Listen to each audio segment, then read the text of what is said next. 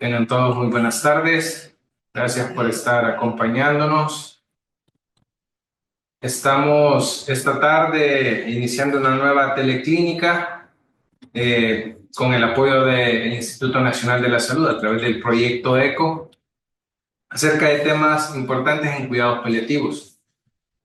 Esta tarde, nos acompaña los colegas que fungen y trabajan en el Hospital El Salvador en la Unidad de Dolor y Cuidados Paliativos. Nos acompaña el doctor Carlos Alfonso Reyes Silva, que es el médico hemato-oncólogo paliativista, coordinador de la Unidad de Dolor y Cuidados Paliativos del Hospital del Salvador. Además nos acompaña el doctor Francisco Medrano, que es médico que participa en las atenciones del Hospital del Salvador en la Unidad de Dolor y Cuidados Paliativos. Cabe mencionar que es una unidad que desde el 2021 está conformada y ha venido trabajando en el acompañamiento de los pacientes con necesidades paliativas y sus familiares. En ese sentido, pues ahora nos acompañan para poder abordar un tema que también es muy importante en la esfera de la atención paliativa. El identificar las necesidades psicosociales y espirituales también marca una diferencia en la atención que hacemos en este perfil de atención, valga la redundancia. En ese sentido, vamos a abordar estas dos esferas de las cuales estamos compuestos los seres humanos y que, como van a darse cuenta a través de la ponencia y del caso, pues es de vital importancia para poder generar aquello que nosotros llamamos impacto en la calidad de vida del paciente y de su familia. Muchas gracias, doctor. Pues vamos a presentar un caso clínico. Para esta tarde hemos titulado Búsqueda del sentido al final de vida. Pues buscando la identificación de necesidades espirituales de pacientes y familiares. Comprendemos que pues son pacientes que tenemos en nuestra unidad y pues protegiendo su privacidad. Aquí tenemos los datos personales. Es una femenina, un nombre con iniciales JLMA, de 68 años, ocupación empleada, un estado civil viuda con 2 hijos, una mujer, un varón de 23 y 25 años respectivamente. La hija vive con ella y es la cuidadora principal y percibe que está sufriendo por su situación actual. Ella es de religión católica. Al entrevistarla, pues una de lo que nos expresaba es que no va a misa desde hace más de un año. La ayuda para esta paciente son sus hijos principalmente, aunque le preocupa que están peleados, y pues el apoyo de los vecinos en lo que pueden ellos. Ella falleció en febrero de este año y pues aquí tenemos este caso. Este es el resumen médico que recibimos de la referencia a nuestro hospital. Ella es conocida desde noviembre de 2024 con diagnóstico de un cáncer de páncreas metastásico a hígado y ganglios retroperitoneales. Recibió quimioterapia sistémica 2 ciclos dentro de un contexto paliativo. Sin embargo, ha habido progresión de la enfermedad y una refractariedad al tratamiento. Es ingresada a la unidad por un cuadro de dolor abdominal de tipo visceral, difuso de moderada intensidad, vómitos de contenido bilioso y además fatiga. Es evaluada por la especialidad de oncología para valorar radioterapia y quimioterapia paliativa, pero no es candidata a estos procedimientos, ya que la hemoglobina persiste baja. A pesar de todos los procedimientos y las transfusiones, hay una ictericia generalizada y un deterioro del estado general de la paciente. Pues es catalogada como una paciente con mal pronóstico a corto plazo, fuera de protocolo oncoespecífico. Los colegas indican un traslado a nuestra unidad de dolor y cuidados paliativos en el Hospital Nacional del Salvador. Dentro de los datos de los antecedentes personales, ella es una paciente con hipertensión arterial con irbesartán, 150 miligramos vía oral cada día, diabetes mellitus manejada con metformina, 850 miligramos 2 veces al día, y tuvo problemas de sangrado por fibromas, según referí. Ahora está tomando furosemida, una tableta al día, y espironolactona, una tableta cada día. Hay antecedentes de múltiples transfusiones sanguíneas durante todo este proceso, y desde hace semanas ha experimentado un profundo sufrimiento emocional y espiritual, Esto pues se detecta en nuestra unidad. Ha expresado su aflicción y preocupación por dejar a sus hijos, que aún ella considera pequeños. Como cualquier madre, pues nos expresa esta situación que está viviendo a diario. Y al notar nosotros esta preocupación, solicitamos el apoyo de nuestro psicólogo. En la intervención con psicología, pues expresa sentimientos como que por qué Dios ha permitido esta enfermedad, aunque la acepta. No quiere ser carga para mis hijos, tiene temor a morir con dolor y tiene angustia de cómo van a morir. Los diagnósticos pues, que se establecen: una enfermedad oncológica avanzada, un cáncer de páncreas metastásico hepático a hígado, progresivo y refractario. Un dolor oncológico, que es de tipo visceral y neuropático periférico, a nivel abdominal de moderada intensidad. Un sufrimiento existencial y pues al recibirla es una paciente que está en una situación de últimos días. Al evaluarse, pues se realizan las escalas paliativas.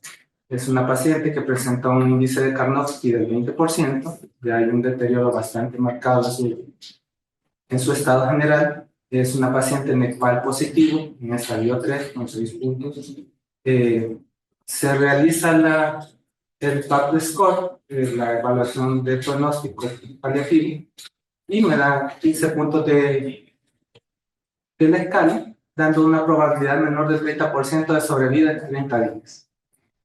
Esta paciente estaba consciente, nos apoya con la evaluación de la escala ESAS para el control sintomático, en la cual detectamos, solo voy a poner los síntomas que nos salieron positivos: una fatiga 8 de 10, un dolor 7 de 10, vómitos 6 de 10, insomnio 6 de 10.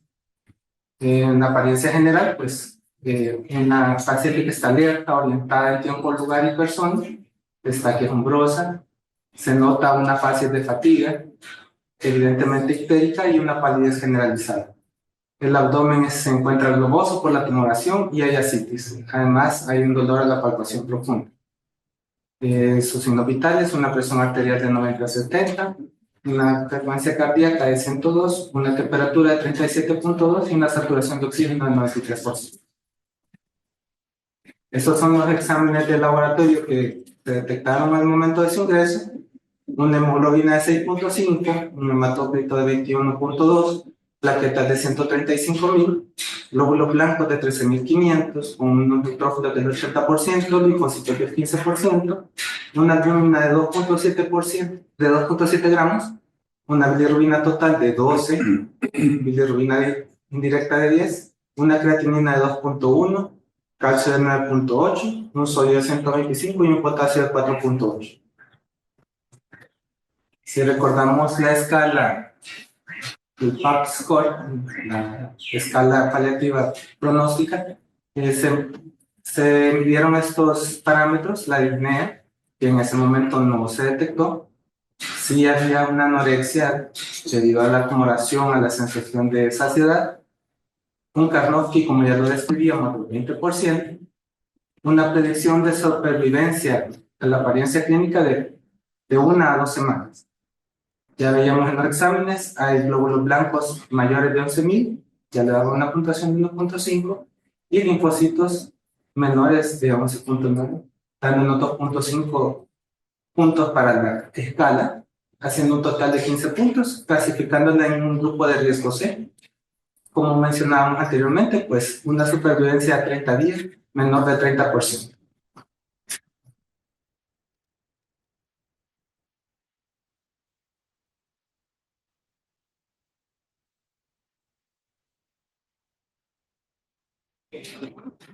Bueno, una vez presentado el caso clínico por el doctor Medrano, es bien importante que esto pues se desarrolle en un trabajo interdisciplinario, ¿verdad? Donde cada uno de nosotros debe de estar compenetrado, consciente de la situación donde estamos. Siempre digo de que en cuidados paliativos trabajamos a la par de la muerte, y por esa razón tenemos nosotros que haber aceptado ese proceso y saber que la muerte es un proceso natural de la vida, para trazar nuestros objetivos y poder de esa forma poder ayudar a nuestros pacientes.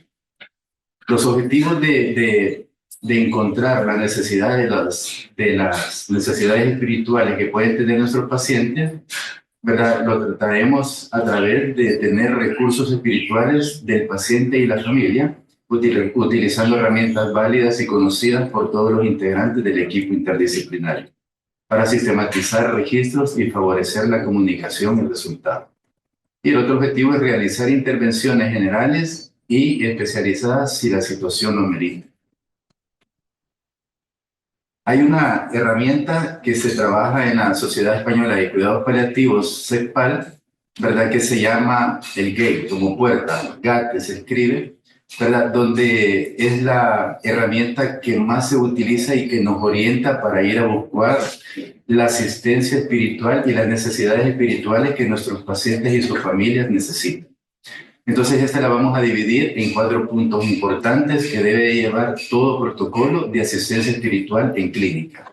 El primero de ellos es el tamizaje, donde vamos a determinar la intensidad y las causas de sufrimiento, tanto como para el paciente como para el familiar. Luego, como segundo punto, tenemos la historia espiritual del paciente, donde vamos a evaluar las necesidades y recursos espirituales que el paciente tiene para darse fortaleza, ¿verdad?, a la situación existente y amenazante para su vida, tanto para el paciente como la familia.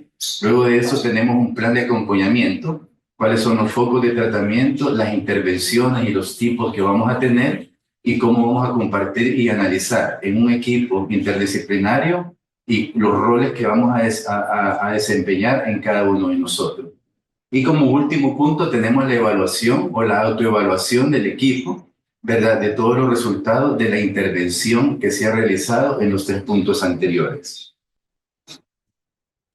El primer punto, el tamizaje, ¿verdad?, que es el diagnóstico del sufrimiento espiritual, que igual, recuerden que hace más de un par de años ya se ha incluido, ¿verdad?, a través de unos estudios de investigación que se realizaron en el hospital A.B. Anderson en Estados Unidos, donde aparte de los 10 síntomas más frecuentes que tenemos en el ESA, se agregaron 2 más, que eran el sufrimiento financiero y el sufrimiento espiritual.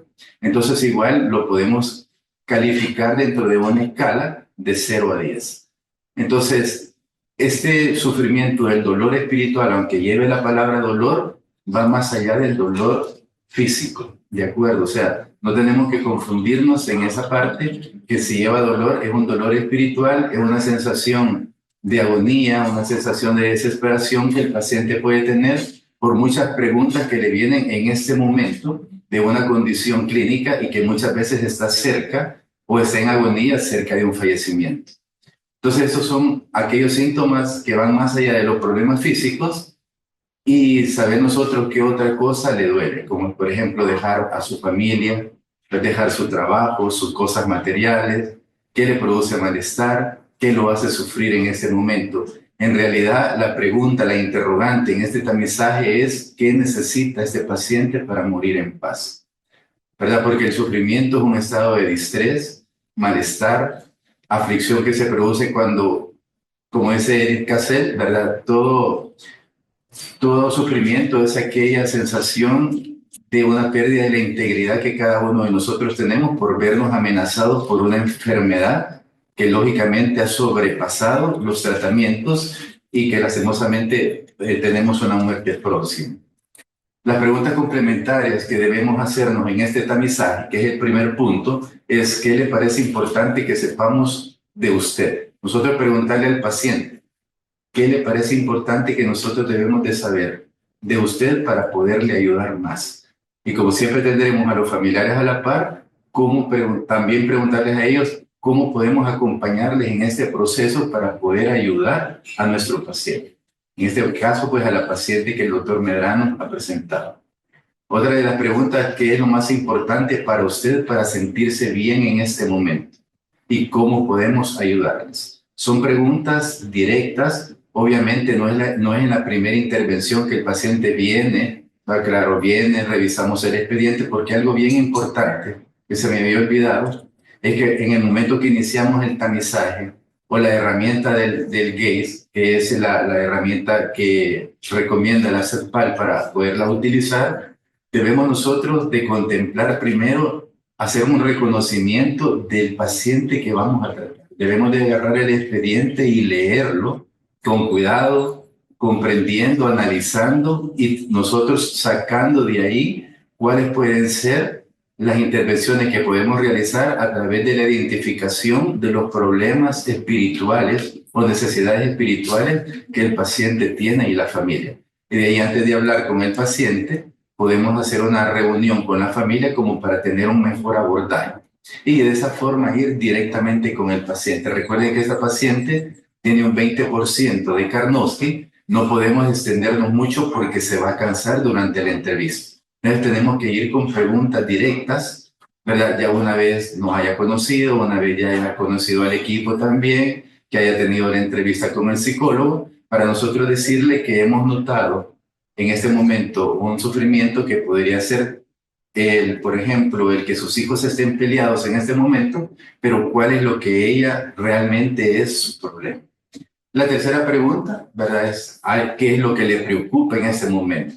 ¿Verdad? Si lo hay, ¿qué es exactamente para nosotros poderle ayudar? Y la última pregunta, ¿qué tranquiliza? ¿Cuál es la ayuda que ella se hace? ¿Cómo gestiona su ayuda para poder salir de ese proceso de inseguridad que puede tener en ese momento? Recordemos que la etiología, ¿verdad? El sufrimiento del dolor espiritual conlleva 5 problemas. El primero es el problema físico. Fíjense bien, la adaptación a la nueva realidad de estar enfermo. Eso es tan simple como un paciente con un cáncer de colon, como en el caso de ella, por ejemplo, que era un cáncer de páncreas, ¿verdad? Que probablemente está en una situación de una obstrucción intestinal, pero que debido a su condición de situación de últimos días con un Karnofsky del 20%, ¿verdad? Hay pacientes que cursan con otro problema y que les ponen ostomías, que hacen, dejan alimentación, ¿verdad? A través de la pared abdominal. Entonces todo esto ya es un problema físico para el paciente. Y si bien es cierto, la gastrostomía no duele, ¿cómo se llama? La derivación. La colostomía, perdón, tampoco son dolorosas, pero para el paciente sí representa un problema físico. Luego tenemos los problemas prácticos vinculados al problema financiero o económico, ¿verdad? Ahora, ¿quién se va a hacer cargo si esta persona es la única que llevaba el sustento a su casa, que pagaba los servicios básicos de la luz, agua y todo esto? Si se está pagando una casa, si se está alquilando, ¿verdad? ¿Quién va a cuidar de esa familia? Que no son cosas que duelen físicamente, pero espiritualmente sí. Luego los problemas familiares, el pobre soporte emocional que la familia puede tener. En el caso de ella, tiene 2 hijos, ¿verdad? De 22 y 25 años, una niña y un varón, como viuda, ¿verdad? Que el padre ya no pudo estar con ellos por una muerte de hace 2 años. Pueden haber conflictos familiares entre los que hay ellos cuando la madre menciona de que están peleados, y no solamente una pelea así tan simple que ya se van a hablar, sino que tuvieron problemas tan serios que el hijo tuvo que irse de la casa. Entonces todo esto nos conlleva a un sufrimiento en el entorno social y familiar de esta familia, valga la redundancia. Luego los problemas psicoemocionales, ¿verdad? Los problemas de ansiedad, de angustia, de desesperación, de tristeza, de miedos, ¿verdad? Una lavidez emocional que existe en este momento, ¿verdad? Y además también el manejo de información. Hoy sabemos que todo el mundo tiene un celular, tiene acceso al Google, y ahí encontrar cualquier información que a veces puede ser positiva, pero muchas veces también negativa para el control psicoemocional del paciente. Y luego, pues, los problemas existenciales, que es el tema de este momento. Por eso van a ver ustedes, pues, que nos hemos más enfocado a la parte de sufrimiento espiritual y no más allá de hacer un diagnóstico si en este momento está con obstrucción intestinal, si le vamos a dejar una solución de Mercadante, si vamos a hacer una radiografía simple de abdomen. Eso ahora mismo no nos interesa porque el reflejo de ella en el momento del historial de la anamnesis que hemos hecho es más su sufrimiento espiritual existencial. Dentro de la evaluación, dentro de la herramienta del GATE, ¿verdad? Existe una, como una herramienta, ¿verdad? Que es similar al ESA, por ejemplo, a la edad, al Mini-Mental Test, que nos arrojan información importante. Entonces, la herramienta más utilizada para detectar las necesidades espirituales se llama FICA, que significa F de fe y de la creencia que el paciente tiene, ¿verdad? En quién el paciente se apoya para llevar adelante esta situación. Si tiene algún sistema de creencia o religión. La I, que es la importancia de la fe que este paciente tiene en esta religión que nos ha mencionado, ¿verdad? La religión y hay que preguntar porque nosotros debemos reconocer ahora mismo que la religión y la espiritualidad son dos cosas diferentes. Sí tienen un vínculo, pero son completamente diferentes, ¿verdad? ¿Cuál es la importancia de él, de esa persona, la religión y la espiritualidad en su vida en ese momento? Y dentro de sus creencias, ¿qué es lo más importante y cómo cuida de ello? ¿Verdad? ¿Cómo cuida de no perder la fe, de no perder la esperanza o de no creer en Dios? ¿Qué rituales utiliza? ¿De acuerdo? Y luego la C está de la comunidad. Si hay alguna forma de que esa persona se congregue, ¿verdad? En cualquier tipo de iglesia, ¿verdad? O en la comunidad que suelen haber en las alcaldías muchas veces para poder dar un soporte emocional de tipo religioso o espiritual. Entonces, esto forma parte de alguna comunidad espiritual, religiosa o red de apoyo de soporte, ¿verdad? Y preguntar de qué forma ayuda este grupo espiritual que está acompañando. Y por último, la A, que es abordaje en el cuidado. ¿Cómo me gustaría que el equipo asistencial médico llamado interdisciplinario de cuidados paliativos aborde estos problemas que hemos identificado? Entonces nosotros tenemos, ¿verdad?, que prácticamente en estudios realizados en España principalmente, y bueno, y luego divulgado en toda Europa, es que en la F, de fe, de creencia, la familia es quien más apoya a estos pacientes en un 85%. El equipo de salud en un 5% y la religión un 10%. Esas son las estadísticas que más o menos se han manejado en este tipo de situación. Y un 55% de los pacientes han referido tener algún sistema de creencias o religión. En la próxima pregunta o en la próxima intervención, que es de la I, ¿verdad?, de la importancia de la fe que nosotros tenemos, la religión y la espiritualidad que habíamos mencionado, cómo se cuidan, cómo cuidan este proceso es a través de rituales, asistir siempre a misas o escucharla a través de radio, ahora a través de YouTube, ¿verdad?, hacer rituales, oraciones, rezar, cumpliendo con las indicaciones médicas también que el médico ha dejado para este tipo de enfermedad o de síntomas que está tratando. Luego la C, ¿verdad? La forma, cómo nos ayuda la comunidad, el porcentaje es mínimo. ¿Verdad? Lastimosamente en todo ese porcentaje, ya sea en Europa, no digamos acá en nuestro país, aunque hay muchas iglesias que apoyan a pacientes, es el porcentaje mínimo que tienen la presencia o que tienen la oportunidad de participar en una comunidad religiosa. Y la A, ¿verdad?, de cómo gustaría que nos cuidarían, es los puntos más importantes que han puesto en esta entrevista es con el acompañamiento del equipo, controlando los síntomas y mediando entre los especialistas para que el paciente tenga los mejores resultados al final de su vida. Entonces, esta herramienta se la pasamos a nuestra paciente.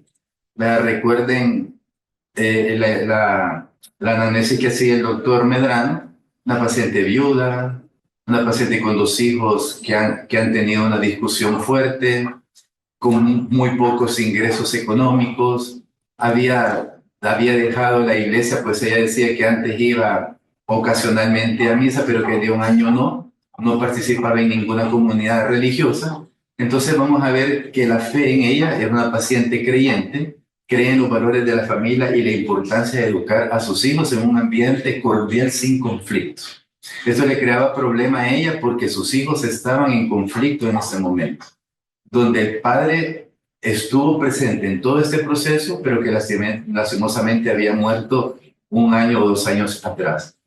Ella vivió esta situación y para ella era importante porque ella no conoció a su padre, ¿verdad? Su madre la dio en adopción. Ella vivió la infancia y adolescencia en un hogar donde sufría maltratos físicos, ¿verdad? Que era como la persona, la empleada que tenían en esa casa, que tampoco vivían con lujo ni con una conformación económica ni moral como para poderla dar un tipo de nivel de vida diferente a ella, la que hubiera podido tener con sus padres.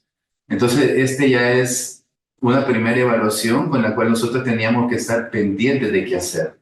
Luego, en la ida, la importancia que tiene todo esto que ella había mencionado, ella ahora mismo en silencio, en sus momentos de soledad, en oración le pide a Dios que sus hijos se reconcilien y más tiempo para transmitirles ese legado de la unión familiar que deben tener. Y se enfocaba más en su problema de que no había conocido a su padre, que su madre le había regalado y que vieran la importancia de la unión familiar.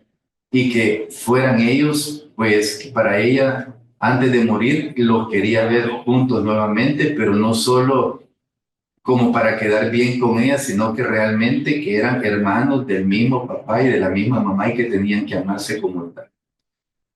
¿Verdad? Dentro de la comunidad, pues ya habíamos dicho de que no se reunían, ¿verdad? Que ya no estaba yendo a la iglesia, ¿verdad? Y el único apoyo que ella tiene es la hija con quien vive, ¿verdad? Y ella lucha, pues no tenía no recuerdo si es el esposo o el compañero de vida, ¿verdad? Pero había una situación en que también estaba en una separación, ¿verdad? Un momento de separarse la hija con la otra persona. ¿Y cómo ayudar? ¿Qué le pidió de ayuda a nuestro equipo? Pues la intervención de proporcionar un espacio, un encuentro entre los hijos. Vea que primero lo abordáramos nosotros y que luego ella quería participar activamente con ellos, ¿verdad? Si lo podíamos hacer en su cama para poder ella hablar y pedir. Eso fue un momento muy especial para los hijos y para ella también, tanto para el equipo, transmitirle sus preocupaciones sobre la unión familiar. Ella mencionaba y hacía hincapié en ese proceso de trabajar con el progreso de la enfermedad, estando en la etapa de caos, lucha y no aceptación de lo que estaba ocurriendo, sin antes dejarlos a ellos como hermanos y como algo que ella había requerido siempre. Todo esto, este proceso de lo que es el GAY, la herramienta que acabamos de valorar del FICA, que expliqué qué era en las intervenciones en las estadísticas y cuál era la realidad de esta paciente, pues el motivo de hacer esto, ¿verdad? Que es un proceso también, es para, a través de las necesidades espirituales que nosotros hemos visto, ayudarle a este paciente en su sentido, en la conexión y en la trascendencia de su vida. Al sentido nos referimos cuando es la necesidad de volver a leer su vida. Es que el paciente tiene que ver su biografía nuevamente. ¿Qué pasó desde pequeña? ¿Qué pasó de adolescente? ¿Cómo fueron sus primeros años de casada? ¿Lo feliz que fue cuando nacieron sus hijos? ¿O por el contrario, el fracaso que tuvo cuando su esposo murió? ¿Qué representó todo eso a ella? ¿Cuáles son los sentimientos que tuvo? ¿Verdad? Hay que liberarse de la culpabilidad para que este paciente tenga y acepte su condición, que se acepte lo que ha hecho en su vida y que se perdone al mismo tiempo. ¿Verdad? Esta es la importancia de hacerle sentir al paciente cuál es el sentido de su vida. Esto, créanme que va más allá de poner un rescate de morfina, una dosis adicional de midazolam, agregar otro coadyuvante. Nosotros podemos ver a veces pacientes que están bajo sedación y siguen combatiendo porque espiritualmente les falta mucho. Y no es que llegue el sacerdote y que le haga la moción, no es de eso. Eso es un tipo de religiosidad de acuerdo a las creencias de cada uno de nosotros o de la familia que está conllevando eso, sino que es sanarnos a nosotros mismos de la vida que hemos tenido. Tenemos que hacer una biografía, como vuelvo a repetir, para podernos perdonar. Luego pues está la conexión. Una vez hemos hecho el perdón y reconocer qué es lo malo, lo bueno que hemos hecho, el éxito y las frustraciones que hemos tenido, viene la necesidad de ser reconocido como persona. Ya nos reconciliamos nosotros mismos, ya nos podemos reconciliar con otras personas, pedirle perdón, ¿verdad? A nuestros hijos, a nuestros hermanos, a amigos, a quien nosotros pensamos que hemos hecho daño, para sentirnos amados nuevamente y para poder amar. Y hay que expresar sentimientos y vivencias de lo que hemos tenido en ese momento. Una vez nosotros hemos encontrado nuestro perdón, nuestra satisfacción personal y el encontrarme satisfecho con el entorno que me rodea, ahí es donde ya estoy trabajando yo en la trascendencia. Y la trascendencia no es más que la necesidad auténtica de esperanza, de continuidad, de que hay un más allá que me va a dar una paz. ¿Verdad? Por eso ya el paciente, si ustedes ven en un proceso de inicio de enfermedad, siguen luchando, denme otra quimioterapia, pónganme otra diálisis, denme más inmunoglobulina, ayúdenme con más soporte de oxígeno, y de repente empieza a cambiar ese chip en las personas solo, muchas veces sin un equipo de cuidados paliativos, y que empiezan a cambiar y dicen, no, yo ya me entregué a Dios, ya luché, ya estoy cansado y espero que esto termine pronto. Ellos mismos. Porque en todo ese proceso de la enfermedad, que han aumentado oxígeno, que han habido 2 hemodiálisis más, que han habido más quimioterapia y todo eso, dependiendo de la enfermedad del paciente, el paciente se va sanando y va haciendo su propia trascendencia con Dios y a estar en paz para poderse ir y morir en paz. Dentro de la herramienta del GATE, ¿verdad? Está el historial espiritual que evalúa las dimensiones que he realizado por el GES, que es el Grupo de Espiritualidad de la CEPAL. Es un grupo específico que trabaja en la Sociedad Española de Cuidados Paliativos solamente en el área de espiritualidad, ¿verdad? O sea, casi que al final de la vida de nuestros pacientes, tampoco una semana antes, como es el caso de esta paciente. Entonces van a ver ustedes que el 1, 2 y 3 se dice intrapersonal, 4, 5 y 6 interpersonal, 6, 7 y 8 transpersonal. Interpersonal, lo que hemos hablado, la coherencia y el sentido de nuestra vida. El interpersonal, la conexión, el amar, el ser amado, la reconciliación y el perdón. Y el transpersonal, el sentido de pertenencia, que incluso yo aquí puedo decidir qué quiero con mi vida, que no me den ventilación mecánica, que no me pongan a mí una vasoactiva, quiero morir en la casa, porque el paciente antes de eso ya ha luchado por su vida y a pesar de todo el esfuerzo terapéutico, la persona ha traspasado esta enfermedad a llegar a un momento de fallecimiento. Entonces, dentro de la revisión o de la evaluación de las dimensiones intrapersonales, hay que revisar mi vida, como un resumen de lo que habíamos hablado anteriormente. Me siento satisfecho con lo que he vivido o no.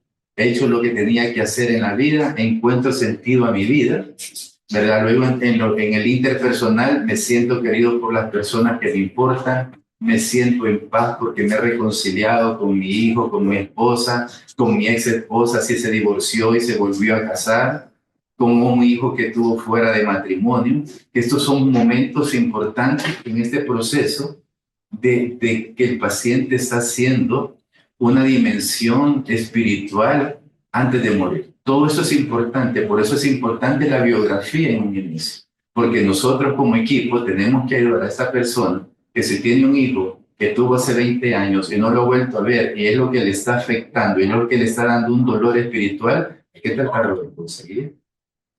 ¿De acuerdo? Aquí nos importa el paciente, no es de que se va a enojar la esposa actual, sino que nos importa la paz que el paciente puede llegar a tener. ¿Verdad? Y eso entra ya el transpersonal, donde mantiene la esperanza de que pasen cosas positivas y se siente conectado a una realidad superior. Luego viene el tercer punto, recuerden, de lo que llevaba el tamizaje, ¿verdad? Cómo es la evaluación que se va haciendo. El plan de acompañamiento, cuáles son los focos de tratamiento de intervenciones en el cuidado espiritual. El nivel de cuidado espiritual no es más que un acompañamiento compasivo. El llegar, extender, aparte de llegar a otro médico, otro colega, porque como recuerden que dijimos que es una distribución de roles, llegará a otro colega hablar cómo va el dolor, cómo va el estreñimiento, si ha dormido bien, y estará otro que posteriormente hablará de su vida. Un acompañamiento compasivo, de hacerlo ir reflexionando, de hacerlo ir viendo que debe de analizar su biografía para que pueda alcanzar esta persona la paz. Entonces, cada uno de nosotros del equipo interdisciplinario, si ustedes ven, cuando ella mencionó que sus hijos estaban peleados y que sentía un problema emocional, directamente fue derivado y solicitar al psicólogo de la unidad que fuera a un abordaje y a una intervención con la señora. Hay que usar instrumentos de tamizaje en la historia espiritual para identificar los recursos, cuáles son las crisis o necesidades y valores de los pacientes y los cuidadores también. Y eso es a través de estas herramientas. Es igual como se lleva el ESAS, es igual como se lleva el EDAF, como se lleva el PAP Score, como se lleva cualquier herramienta de la que ustedes conocen que son transmitidas a través de la Oficina de Cuidados Paliativos y que tenemos que llevar dentro de nuestras unidades médicas de dolor y cuidados paliativos. ¿Cuál es la fórmula y documentación de un plan que nosotros debemos de tener de cuidado en este paciente? Bueno, las intervenciones se realizaron, llegó sacerdote, el psicólogo estuvo pendiente, el equipo acompañando. Entonces, las intervenciones al final, carrera mal porque la paciente no tenía mucha sobrevida, se intervino como un nexo entre la paciente y los hijos, favoreciendo un encuentro entre ambos, madre e hijos. Entrando en una situación de últimos días, ella manifestaba que miraba a su esposo que ya había fallecido y este le transmitía una sensación de paz. Y la señora decía que por qué no se iba ya. Pero ya habíamos resuelto lo de los hijos y se había resuelto bien. En algún momento les dije, miren, que sea finjan, y ellos dijeron que no, que eran ya una realidad de que ellos se habían perdonado, que habían arreglado esa situación y que lo más importante era el amor a su madre y que ella estuviera en paz. Pudo lograr que sus hijos estuvieran juntos, gracias a Dios que el hospital permite esa condición, pero acompañándola en sus últimos días y horas de su vida. Ella fallece en una situación de agonía tranquila, ¿verdad?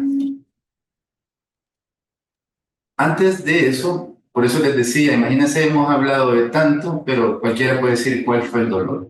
Solo como evolución para que supiera, dentro de la unidad se le transfundieron 2 unidades de glóbulos rojos con el objetivo de que ella estuviera más consciente, con menos sueño, para poder hacer las intervenciones con su hija.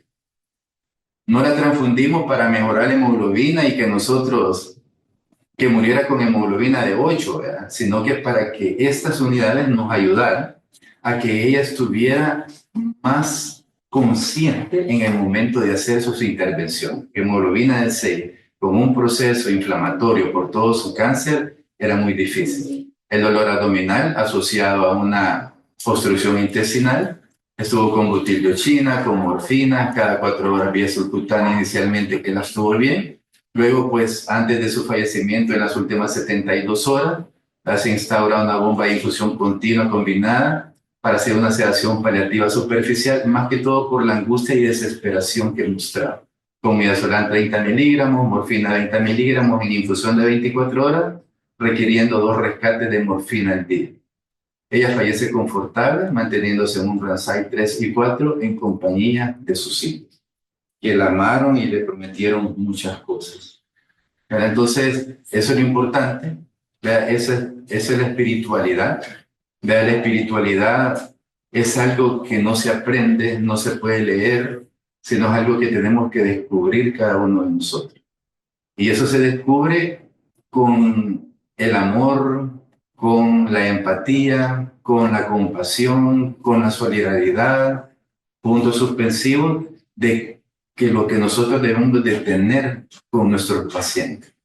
Ya mucho han sufrido ellos en su proceso de quimio, en su proceso de diálisis, en sus procesos de tantos medicamentos para pacientes con problemas cardíacos, neurológicos, como para que nosotros al final no le demos un apoyo. Y esa, la palabra que engloba todo esto es amor. ¿De acuerdo? Así que no sé, si hay preguntas, muchas gracias. Muchas gracias, doctor Reyes y doctor Medrano, por esta ponencia.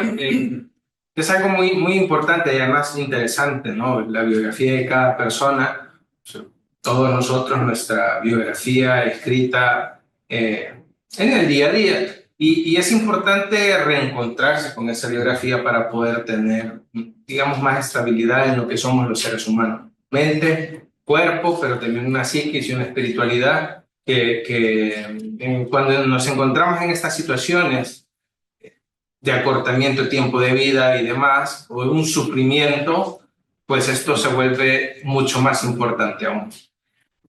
De todo lo que hablaron los colegas, hay una cosa muy importante y quisiera yo saber si los que están presentes en el chat nos pudieran decir qué es lo principal para poder llegar a hablar con la familia, con el paciente acerca de estos temas de espiritualidad, por ejemplo. ¿Qué es lo que nosotros debemos de hacer como equipo de unidad de dolor y cuidados paliativos para poder tocar estos temas? ¿Será que lo tengo que tocar en la primera vez que me siento con la familia y con el paciente?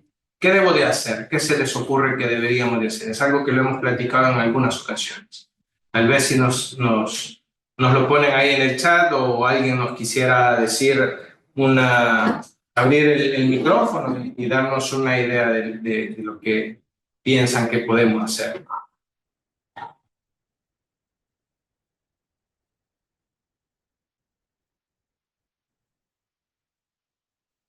Vamos a ver quién se anima. Bueno, buenos días, Doc. Buenos ¿Qué días. tal? ¿Cómo están por ahí? Saludes, un gusto de verlos. Un gusto. Gracias. Pues yo creería que va a depender en la medida en que vamos estableciendo tanto el proceso de empatía como el proceso de confianza, tanto con la familia como con el paciente, ¿verdad? Porque ellos mismos nos van dando la pauta de cuándo podemos comenzar a tocar un poquito de temas ya más delicados, como es el tema, por ejemplo, de algunos conflictos familiares que hay entre los miembros de la familia, el tema religioso, ¿verdad? Incluso el tema que veíamos en algún momento de las cuestiones judiciales o jurídicas que le competen al paciente. Entonces, yo creería que va a depender de el nivel de confianza o apertura que nos van dando, ¿verdad? Porque si no, podemos ir muy apresurados o podemos retrasar mucho el proceso para hacer acciones, ¿verdad? Que puedan beneficiar al paciente. Esa Perfecto, sería mi muchas opinión. gracias.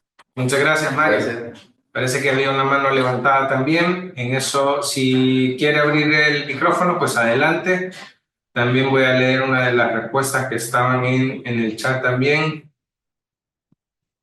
Dice, hay que ser empáticos con todo paciente, no solo... Se me perdió. Debemos de Buenas ganar la tardes. confianza. Adelante, adelante, por favor. Fíjense que este tema ha sido como un poco... Recientemente perdí a mi padre en enero y estuvo hospitalizado ahí con ustedes. Y me ha caído súper bien escucharlos, porque yo tuve muchas inquietudes. Los viernes no veo consulta, todos los viernes de todo el año. Entonces, Estoy aquí en la entrada de la... no, hay interferencia, alguien está hablando, no sé. ¿Me escuchan? Sí, le escuchamos. Bueno, mi papá ingresó del Hospital San Rafael, me lo derivaron para ahí. Mi papá tenía cáncer de próstata. Yo pienso que ya había metástasis porque fue con un problema ya en los pulmones. Pero yo siento que a mí me faltó, como familiar de un paciente que yo sabía que iba a partir más temprano que tarde, tal vez acompañarlo en los primeros días en el hospital, Eso sería magnífico si ustedes lo pudieran hacer, de que los pacientes lleguen, después de que ustedes lo ingresen y le dejen todo, luego inmediatamente nosotros poder estar con él y tener una primera visita pues presencial, porque lo que a mí me faltó fue estar con él en la visita. Mi papá murió el viernes y ese viernes tenía yo la visita con él. Entonces siento yo como que no me dio chance de despedirme, pero tuve una videollamada con él 3 días antes de fallecer y me llenó mucho de alegría y estoy muy agradecida con todo el equipo, todas las disciplinas que ahí hay, porque mi papá me dijo en sus últimos días que fue tratado como un rey.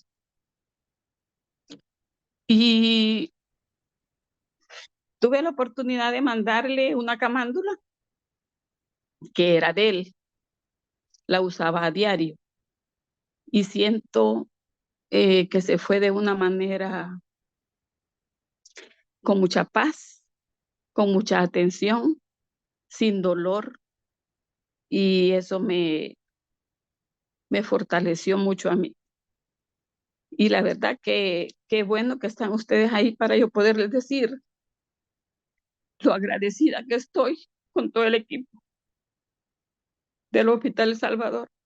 Pero si pudieran adelantar las visitas, sería magnífico. Muchas gracias.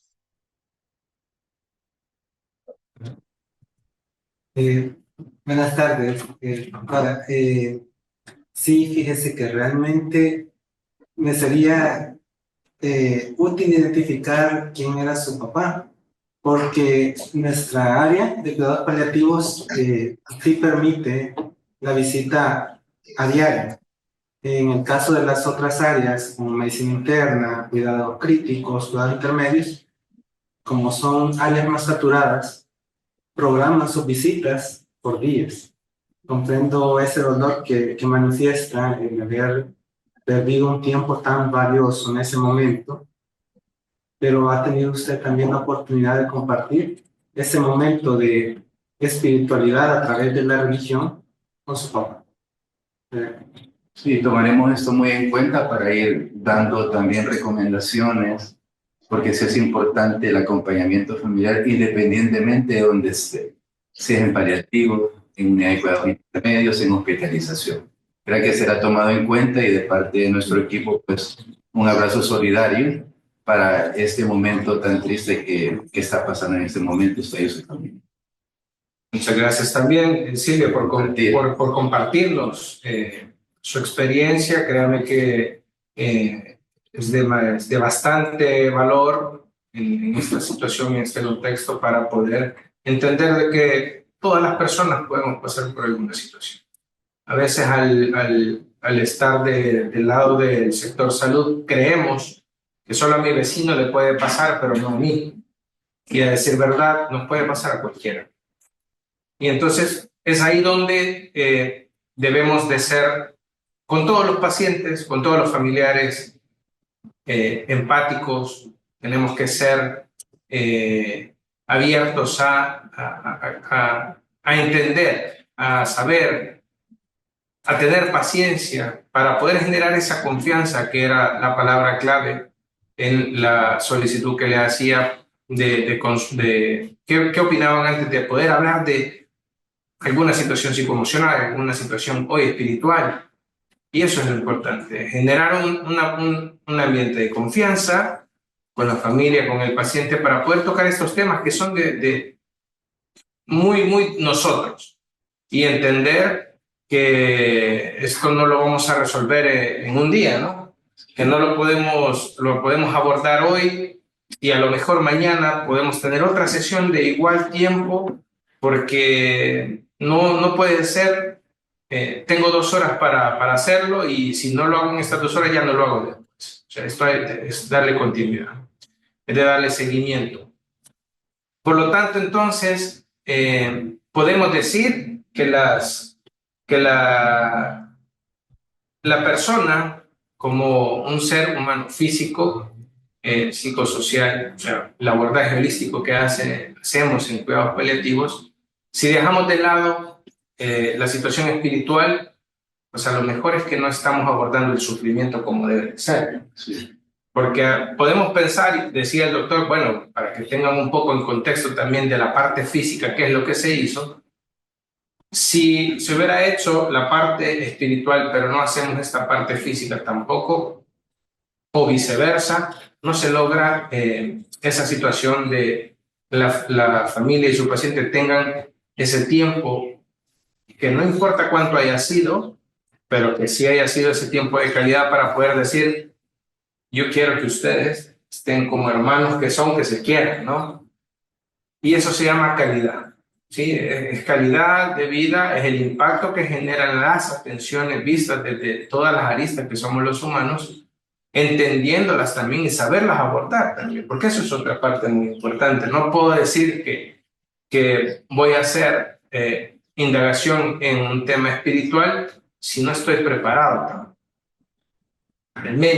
Al menos debemos de tener un conocimiento básico en la identificación, en el tamizaje de las necesidades espirituales o psicosociales para poder entender cuál es la situación y valorar cuándo debe de ser abordado por el cabeza de iglesia, dependiendo de qué religión, ahí sí, dependiendo de qué religión profese el paciente y su familia, o no, que quien quita también nos encontramos con personas que simplemente son espirituales, mas no tienen una religión, que son dos cosas distintas. Y es ahí donde es importante entender a cada persona sus creencias, cuál ha sido su vida. Y vuelvo y repito que lo digo mucho, obtener toda la información de ese paciente antes de comenzar a querer pasar alguna herramienta o comenzar a querer hacer algún tipo de abordaje. Obtengamos la información, platiquemos, conozcámoslo, generemos el espacio de confianza para poder hacerlo. No sé si hay alguna otra duda o pregunta. Si no, pues tomar en cuenta que la herramienta FICA también es una de las herramientas que hemos puesto por los lineamientos para poder ser utilizados en el Sistema Nacional Integrado de Salud y en las unidades de dolor y cuidados paliativos, tanto en hospitales de tercer nivel, segundo nivel y también en los equipos de cuidados paliativos del primer nivel de atención. Voy a leer un par de comentarios. Dicen: mil gracias por la atención brindada a mi padre José Roberto Rodríguez, que falleció el 10 de enero. Gracias por compartirnos nuevamente, Silvia. Para nosotros, más para el equipo, pues ha sido estar presentes ahí, poderle acompañar lo que se haya podido hacer, pues para ellos también, créanme que es un orgullo poder apoyar. Muchas gracias a todos los que asistieron, gracias a los colegas que nos ayudaron a abordar este tema, que el tiempo se nos queda corto. Resumirlo, yo creo que ha hecho un gran esfuerzo los colegas para poder hablar en este tiempo acerca del acompañamiento espiritual, o más bien dicho, la identificación de las necesidades, porque nos quedamos hasta ahí. Luego sigue el acompañamiento, luego siguen otros tipos de atenciones que ya pues una sola persona no las puede hacer. Tenemos que acompañarnos por los respectivos colegas, el equipo interdisciplinar, capellán, cabeza de iglesia, como les digo, pero alguien que tenga el conocimiento acerca de la religión que ese colega tiene.